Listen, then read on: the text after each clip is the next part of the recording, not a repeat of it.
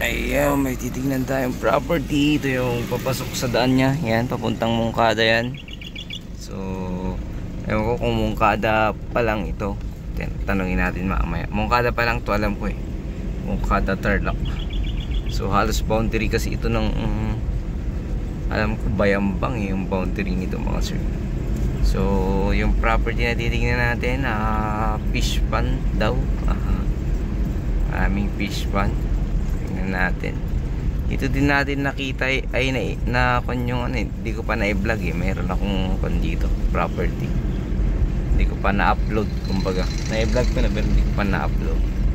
So bayan ito ng Mongkada Tarlac.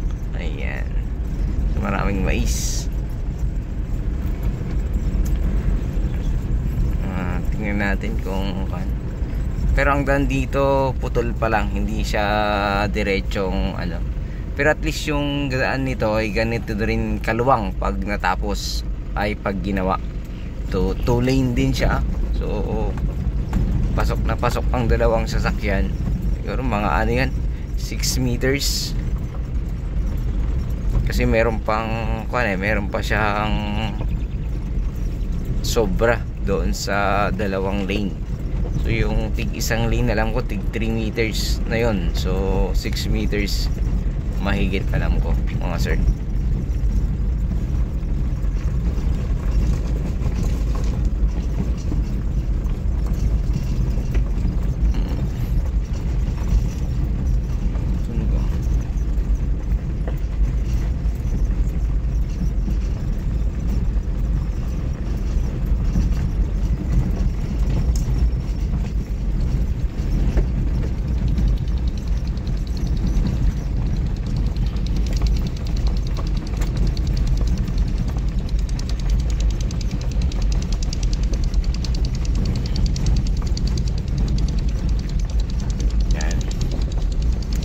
Parang dito rin. Dito kasi yung na-vlog ko. Ayan, na-vlog ko na yan. Ito, na-vlog ko to. Ano to eh, 4 hectares. 4 hectares kasi mahigit yan. So, tingnan natin. May tumutunog.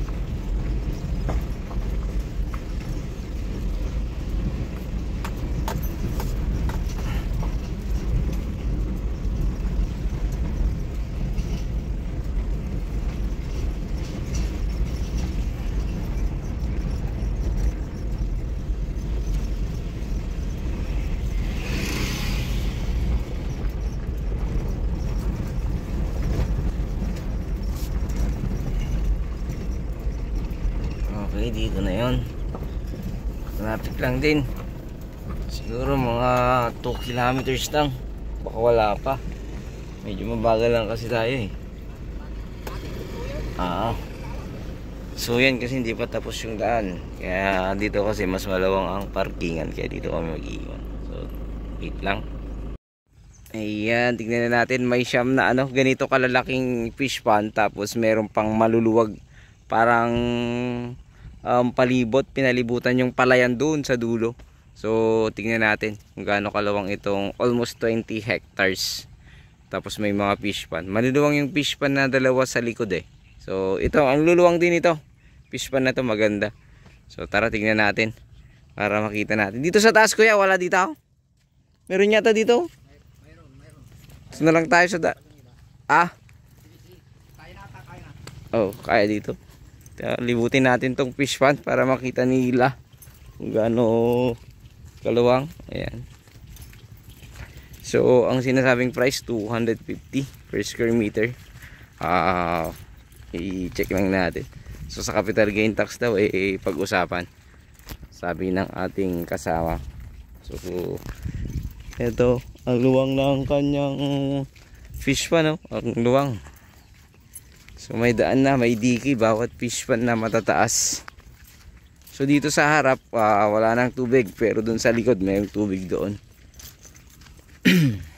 Ang kagandahan dito, malapit lang sa bayan ng Mongkada. Siguro nasa lang to, 5 minutes 5 minutes ang layo or drive mula sa bayan. So ito yung pangalawang fish pan. Ang luluwang talaga mga sir. Ano ito? Ayan.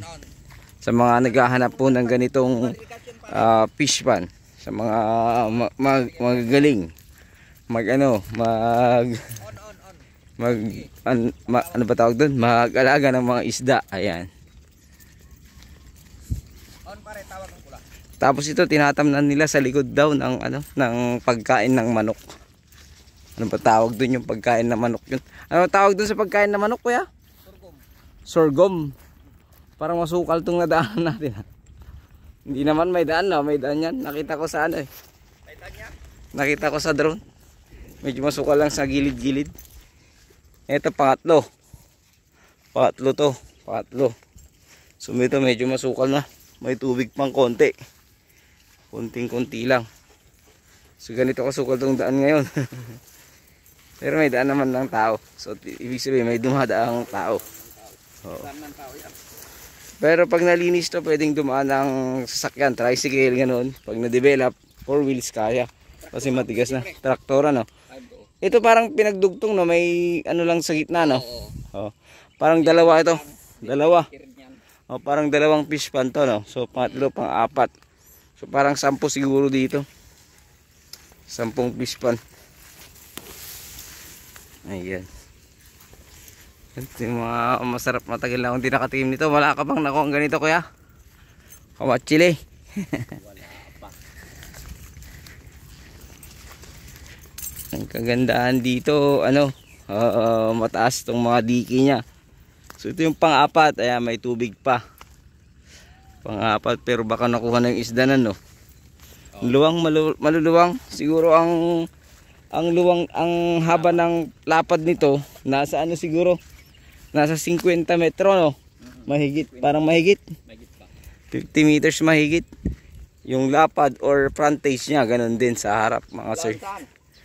Ito yung pang-apat. Pang-apat to, no? O, ito pang-apat. Pang-lima.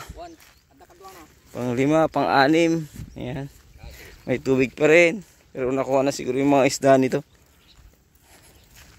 Ang fish pan kasi minsan kaya hindi mo lagyan ng isda, meron nagkakaroon kasi yung mga natirang isda noon. Meron yan. Meron na, no? Hulog ng langit yung mga isda niya. Pero kumikita. Oo, kaya nga. 1, 2, 3, 4, 5, 6. Pang 6 to. Pang 6. Actually, yung kinikita nilang isda dito, hindi na nila pinapakawalan, no? 6. Talagang nagkakaroon na lang ng isda. O, ayan, nangunguryente ito, no?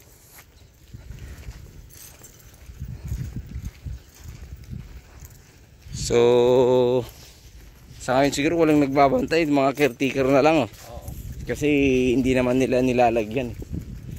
Kaya, pribilehiyo na rin siguro ng caretaker yung mga isda. 7, pang 7 to. Ito pang 7, hindi na makita yung sukal. Kulang ng linis. Ito pang 7. Maluluwang na fish pan. Maluluwang na fish pan nito. 7. So ano to? Fish pan sa harap, tapos farm lot sa likod. Ito yung pang 7. Ito makikita rito. Mas maliwanag dito. Ayan, 7. Mayroon pa rin yan, isda sigurado kasi masukal yung sigurado marami pang isda yan. Oh, may ibon pang malalaki. Maraming itlog dyan ng ibon. Oh, lalaki nila, oh. Lalaki, oh. Sigurado maraming itlog dyan, oh. 7, 8. Tinalipad lang natin para makita yung mga ibon. 8. So may mga baka din nakalagay. 8 to, sigurado marami ding ibon dyan. 9 lang talaga, no? Tama yung bilang ko doon, kuya. 9 yung ganito, yung ano ba ito? Pa square?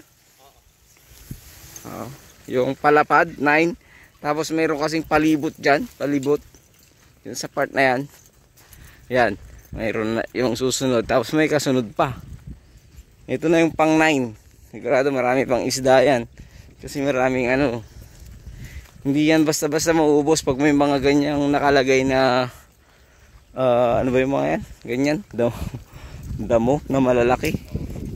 Hindi mo yan basta-basta mauubos ang isda niyan.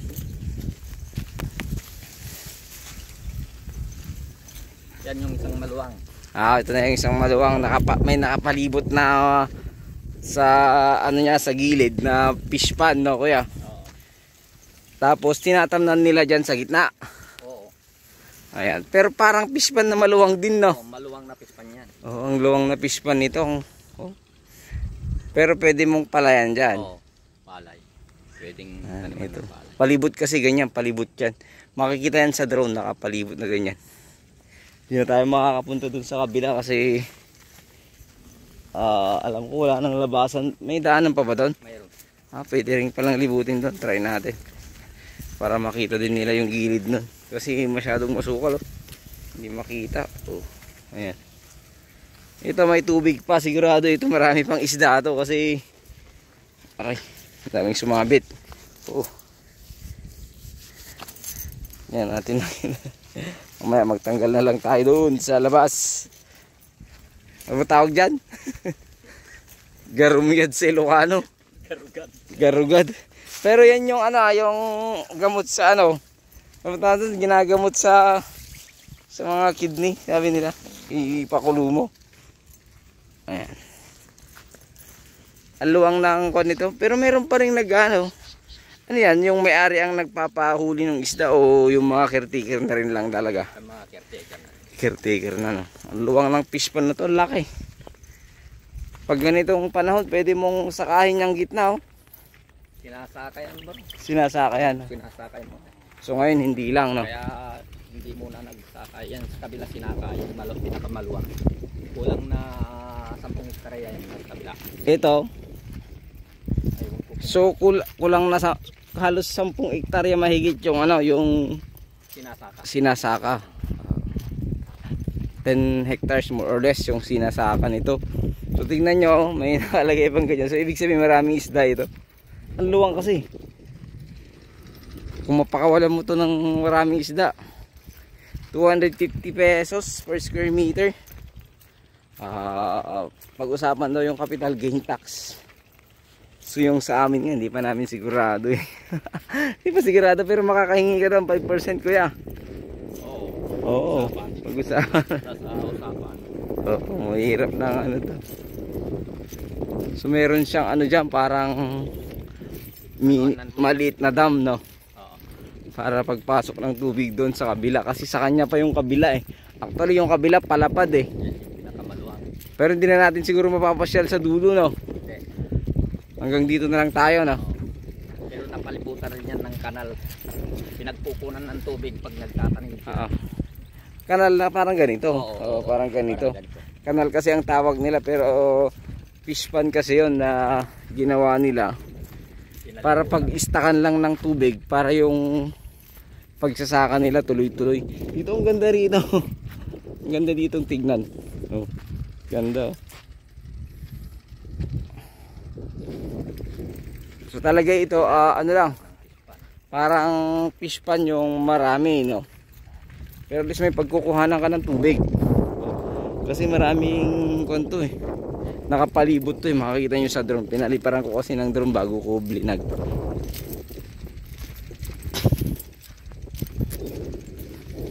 Ayan, napakaganda ng property na ito kung sa mga naghahanap ng ganitong klase. Kasi itong kanya malapad, oh. Kayang traktora, buliglig, tricycle, ayan, kaya. Pwede pa pala, maluwang pa pala, no. Tapos yung tanim dito, yung pagkain ng no, manok baboy. Ito na tayo, masyado malayo na pero sa drone. Naipakita ko doon hanggang doon sa drone. Ayan, ganda.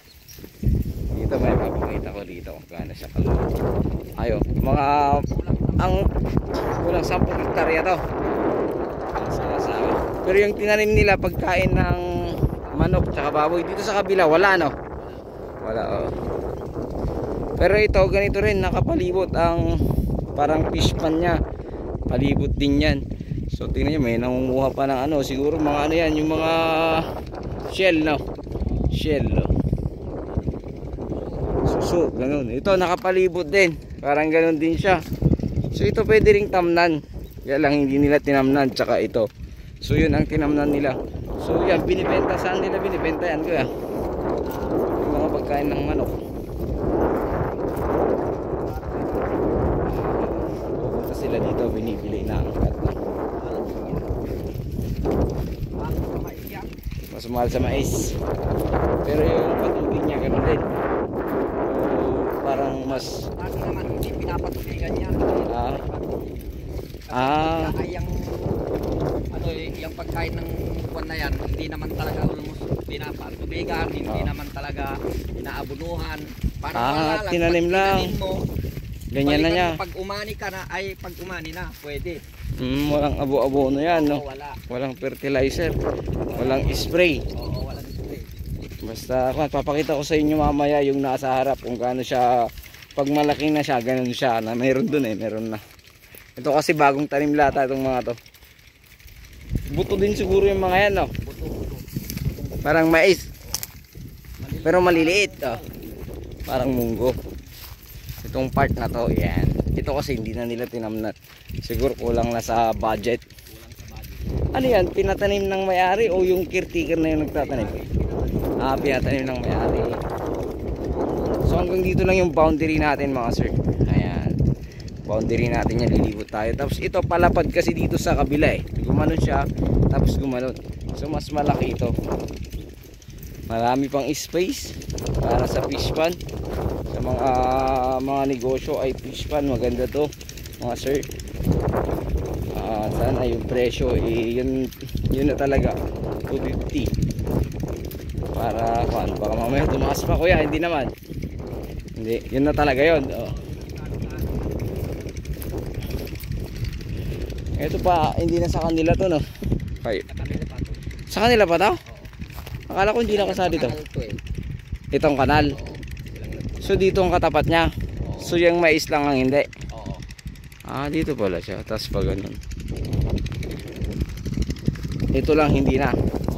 Ito kasali. Part. Hanggang dun.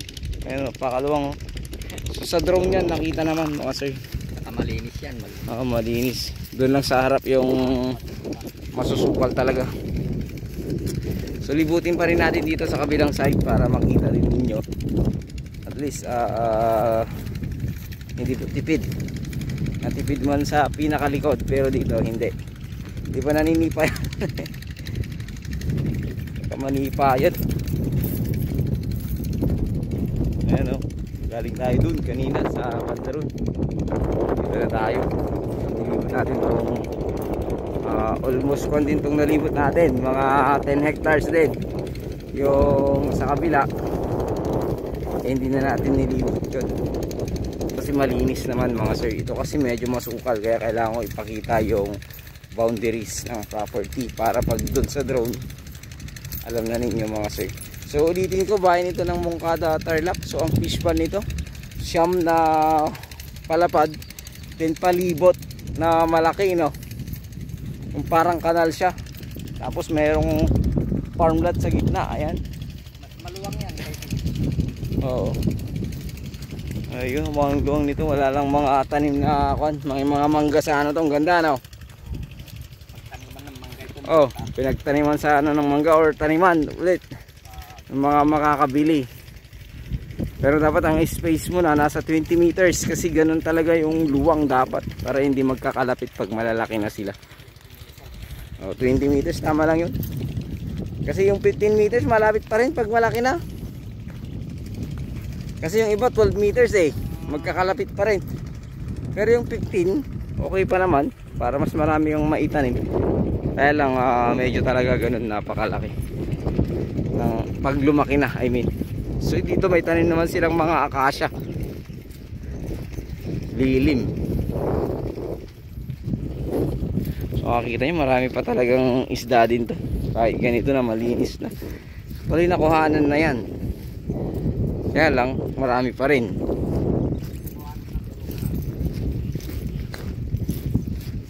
Ito Ito magandang tanan sana ng mais yan kasi nakapalibot ang tubig, no? Kahit hindi mo siya patubigan eh. Tatanggal na lang tayo mamaya. Ang daming ganito. Sumasabit sa paa.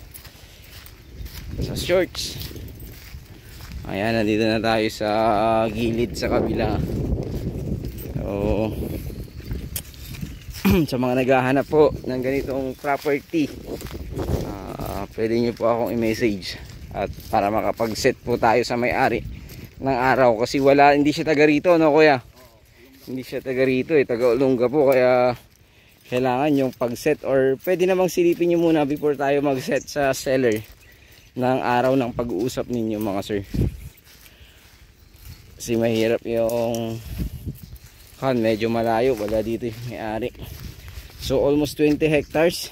Papasend ko na lang yung title o sakaling gustong ibigay din ng may-ari. May mga may-ari kasi na ayaw magbigay ng title pag hindi pa buyer yung kausap. May mga ganun, no kuya? Dito sa inyo. Sa amin kasi nakukuha ko naman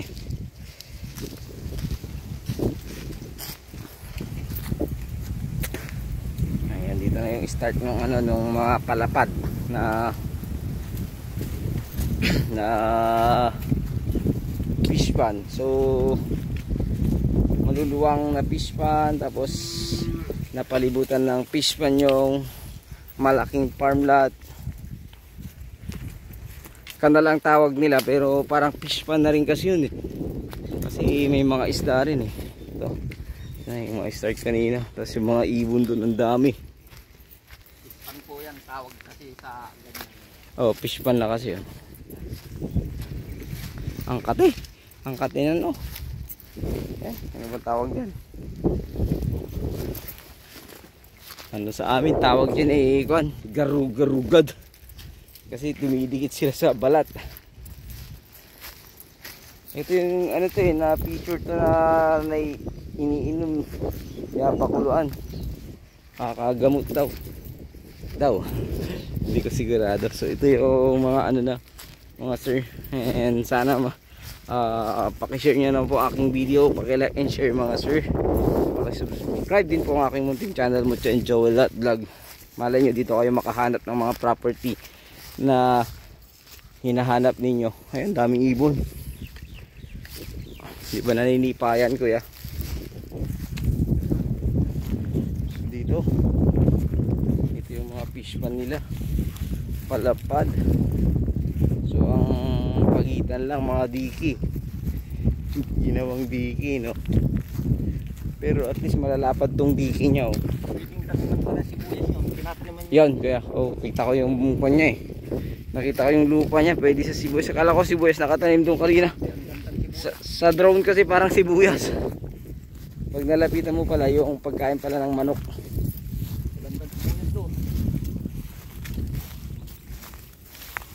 Sa mga nagtatanong kung binabaha po dito, hindi naman daw po mga sir. Kaya safe po ang inyong mga isda kung sakasakali. Saka hindi inaabot ng malaking baha. Meron na sigurong dumadaan daw na tubig pero hindi naabot ng malalaking baha. Kasi ang diki naman nito napakatataas. Kahit abutin pa ng baha. Sa taas ng diki nito mga sir, sa personal, dun dito sa fish pan niya, hindi siya naaapaw. Ang taas talagang dinisign ito para sa fish pan na hindi makakalabas yung isda kasi ang taas nito talaga yung diki niya pag napunta niya ng personal po. Ayan, ang taas yan, mga sibuyas yan so pwede maganda ang sibuyas dito. Actually itong fish pan niya pag walang tubig pwedeng tamdan yan maglalagay ka lang ng deep well, no?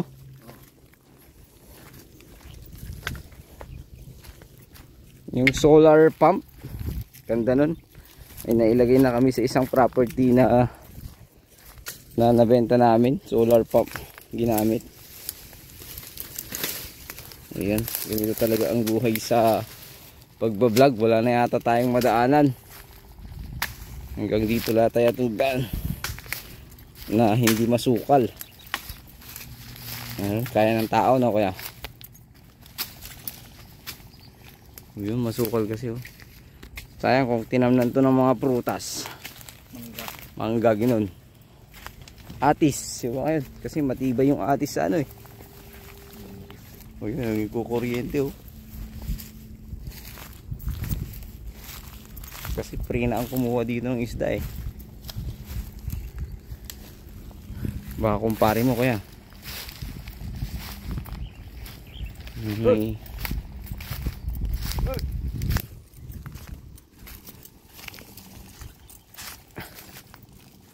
Ayan, oh. Kuryente sila ng isda. Adaw kuya, adaw. Ano? Yaban na kalit ang niya. Adaw, adaw. Ayan o. Ayan o, nangoriente sila. Anong laman ng isda? Tilapia. Wala bang malaki? Ay, oh. Sige, sige. Wala nang daanan dito kuya. Ikot na lang tayo dyan. Wala yata. Iikot tayo dito. Meron ba? Wala. Ay. Ganito yung buhay ng pagbablog minsan eh. Pag umiikot ka, pag walang daan. Eto, tingnan nyo kung gaano kataas. Mga sir, oh. Ang taas na yan. Hindi yan naaabutan ng paglabas ng isda. Uy, uy, uy, uy, uy, uy.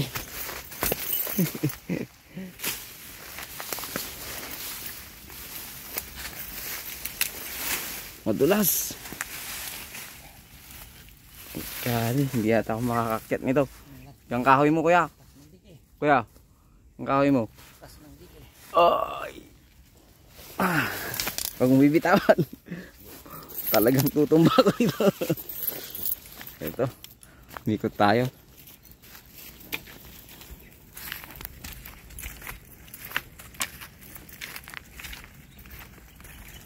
Doon sa malalim kuya, marami pa doon. Doon sa malalim. Ha? Ay, hindi pa. Kung na lang, pilihon na kayo.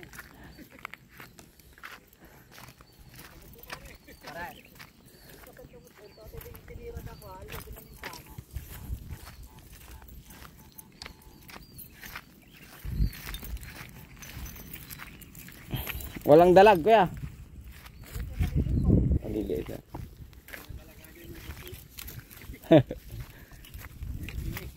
So ito yung mga kon. Ayun. Galingan nyo kuya doon sa malalim.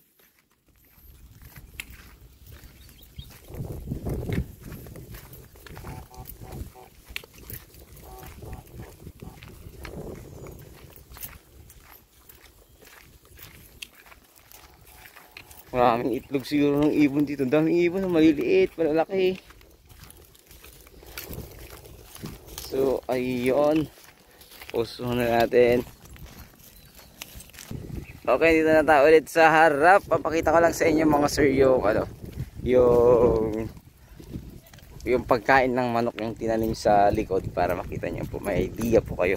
So ayun, ulitin ko, 250 per square meter ito, almost 20 hectares. Yung titulo titignan ko kung ilan para po makita po. So napakaganda ng property. So 50 meters frontage yung lapad, mga kasama na yung diki. Ayan, sobra pa alam ko. So ganyan yung pagkain ng manok. Ayan, hindi daw masyado sa tubig yan, hindi rin sa abono. Ayan, sa spray hindi rin. Talagang ganyan na yan pag tinanim. Ayan o, papakita ko po sa inyo. Yung pag tinanim to, yung may-ari dito, yung seller din natin, pero hindi kasali to sa property na binibenta niya. Ayan o. Ayan o. Oh. Ganyan siya, parang mais. Ayan. Ganito yung nakatanim doon sa kabila. Pero parang may mais ba yan o ganito rin yan? Damo yan. Ganito siya o. Pero to lalaki pa ito yung bunga. Lalaki pa yan. Oo. parang munggo kalaki. Saka parang munggo. pag namula na, aanin na yan. Yan pala yun. Pero yung mga dahon niya, paano na yan? Tatapon Wala na. Ganyan Tapon na lang. na. Hindi na pwedeng pakain sa baka, no? So, ayun. Muli, maraming salamat po sa inyong patuloy na pagsubaybay sa aking Mundin channel. Mucha and Joel lahat. God bless you all.